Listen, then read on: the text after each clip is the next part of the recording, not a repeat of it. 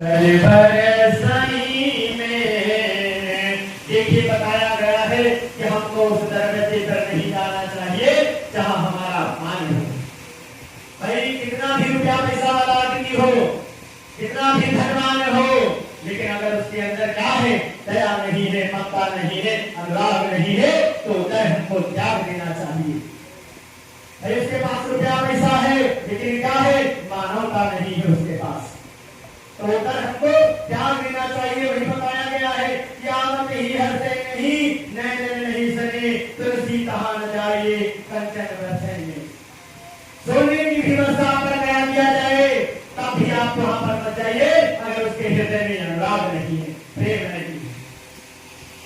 आगे बताया गया, इसलिए बताया गया कि जब वहां साधु महाराज आते हैं, तो देखिए प्रसंग किस लिए जोड़ा गया कि देखिए साधु महाराज, सूत्र जी महाराज जब वहां पर आते हैं, तो जो 88 सौनक इत्यादि 88,000 ऋषि बैठे हुए, वो क्या करते हैं, आदर सत्कार करते हैं उनको आसन देते हैं बैठने के लिए। देखिए उनको आसन देते हैं बैठने के लिए और उसे निवेदन करते हैं कि भगवान कलयुग आने वाला है, अब कलयुग में लोग बहुत पाप करने लगेंगे, इसका कोई मार्ग बताइए, सत्मार्ग बताइए, जिससे मानव को मोक्ष की प्राप्ति हो, सत्यधाम की प्राप्ति हो। तो देखिए वही बता रहे हैं कि हम लोग भाई देखिए कह रहे हैं कि कैसे कैसे मानव हो गए कलयुग में, उसका वर्णन कर रहे हैं। वर्णन करके बताया गया कि भगवत कथा न रुचेगी जिन्हें, नहीं शास्त्र की बात पे न रुचेगी जिन्हें, नहीं शास्त्र की बात पे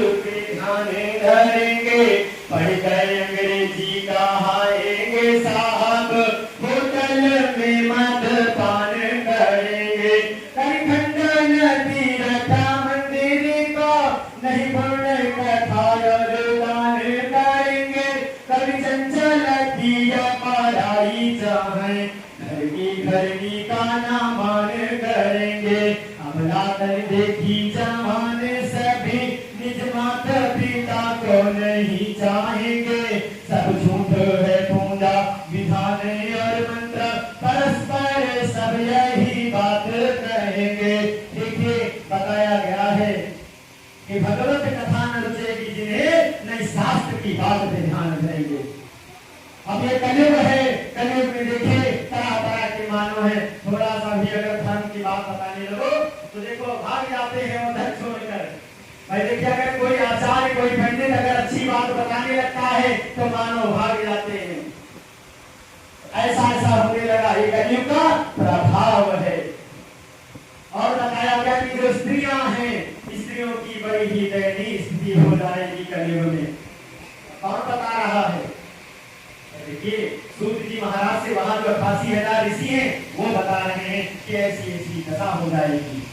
ऐसी ऐसी दशा हो जाएगी, स्त्रियों का कोई सम्मान नहीं करेगा, पत्नी का कोई सम्मान नहीं करेगा, पिता का कोई सम्मान नहीं करेगा, माता का कोई सम्मान नहीं करेगा। ऐसी ऐसी व्यथा बताते हैं और हाथ जोड़ते हैं कि हमको कोई उपाय बता दीजिए। जब बार बार कहते हैं तो देखिए सूत्र जी महाराज प्रसन्न हो जाते हैं और क्या कहते हैं, मैं वही कथा बताने जा रहा हूँ जो विष्णु भगवान ने नारद जी से कही थी। देखिए अब कह रहे हैं कथा का प्रारंभ तो यहाँ से होता है, तो बताया जा रहा है कि जगत कल्याण की भावना से, जगत कल्याण की भावना से नारद जी का करते हैं, मृत्यु लोक पर आते हैं, अपने इस लोक में आते हैं और जब यहाँ पर आते हैं तो क्या देखते हैं, जिसके घर जाते हैं लड़ाई झगड़ा जगत कल्याण की भावना से नारद जी यहाँ पर आए भैया, तो सबके घर जाते हैं, ऋषि हैं मुनि हैं, तो सबके घर जाते हैं, तो क्या देखते हैं कि सबके घर में कलेश, माता पुत्री लड़ रही है, पिता पुत्र लड़ रहे, बहन बहन आपस में लड़ रहे, भाई भाई आपस में लड़ रहे, एक दूसरे का सम्मान नहीं कर रहे। और नारद जी क्या करते हैं, सबको समझाते हैं कि भाई देखिए धर्म का काम करिए, धर्म के पथ पर चलिए और भगवत कथा की ओर चलिए, भगवत कथा को सुनिए। तो यहाँ के जो मानव होते हैं बड़े ही उदंड हैं,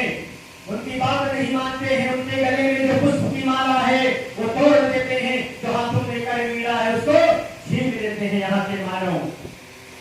देखिए उनके साथ अभद्र व्यवहार करते हैं नारद जी के के साथ तो नारद जी व्याकुल हो जाते हैं, हाथ जोड़ते हो, क्या कहते हैं कि हे विष्णु भगवान, तुम्हारी इस पृथ्वी पर क्या क्या देखना पड़ रहा है मुझे। और हाथ जोड़ते हैं और इस लोक से वैकुंठ की ओर जाते हैं। और जब यहाँ से जाते हैं तब क्या कहा गया है कि एक बार करतल कर वीणा गावत हरि गुण परम प्रवीणा, क्षीर सिंध कवने मुनिनाथा, जहाँ बसई श्रीनिवास पृथ्वी गाथा, हर्ष मिले उठी रमानिकेता, बैठे आसन सही समेता। जब देखिए मृत्यु लोक से वैकुंठ हो जाते हैं तो वहां क्या देख रहे हैं कि लक्ष्मी मैया विष्णु भगवान के चरण दबा रही। देखिए अब अगर कोई कह देता है कि वो तो कह दे